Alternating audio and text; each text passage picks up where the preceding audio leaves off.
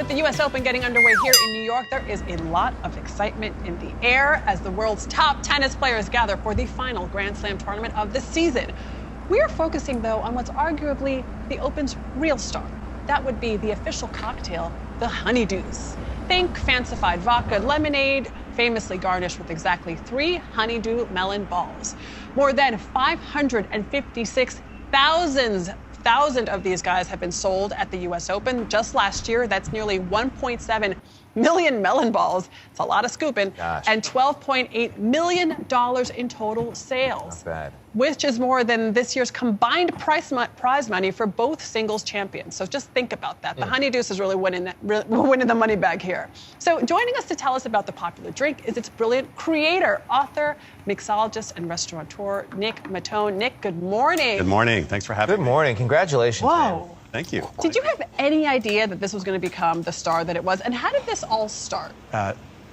No, I did not have any idea it would be this successful, but I'm really proud that, very rarely in life do you get the chance to do something so iconic, and this is, my claim. I love it.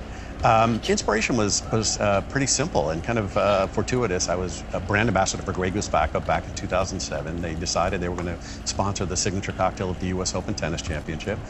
Had a couple of meetings with the team, driving out to my house in Long Island, stopped at a farm stand, picked up some honeydew melons, some blackberries, some rosemary, and I was going to make a little fruit salad for a dinner with some guests. Scooped out some honeydew melon balls, and the next thing you know, the light bulb went off. I said to my wife, "Oh my God, this is the garnish for the drink." And from there, some trial and error, made a couple of really complex drinks, and the next thing you know, we came up with this. Sort of, for me, the non-negotiable was something tall and refreshing. If you've been to the U.S. Open, late August, early September in New York is hot as heck. Yep. 90s and humid and whatnot. So you want something tall and refreshing and not spirit forward, and this was the perfect answer. It is a wonderful drink. It is tall and refreshing. It is also intoxicating, which I consider to be a plus. And for better or for worse, tennis is associated with a kind of quiet country club-esque culture, right? And in fact, you're not supposed to talk during serves and while play is happening.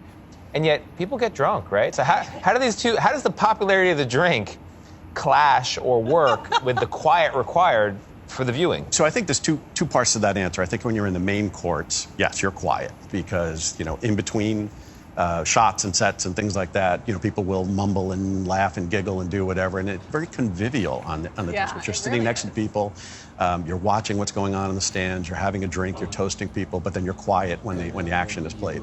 But outside the main courts is a full life, a full city of activity, right? There's restaurants, there's other bars, there's walking around, there's all those side courts that is a personal favorite of mine, watching the up-and-coming players happening. And there you don't have to be as great. It's a party out there, so I think you have a ton of them out there. So if people want to recreate the party at home, let's make one of these. Yeah, let's do it. Let's move over to we got it all set our up. location. Here we I've go. also never Here had we go. one, so I'm just going to grab this. Please do. Is this certified full Yes, regulation? it is. Oops, sorry.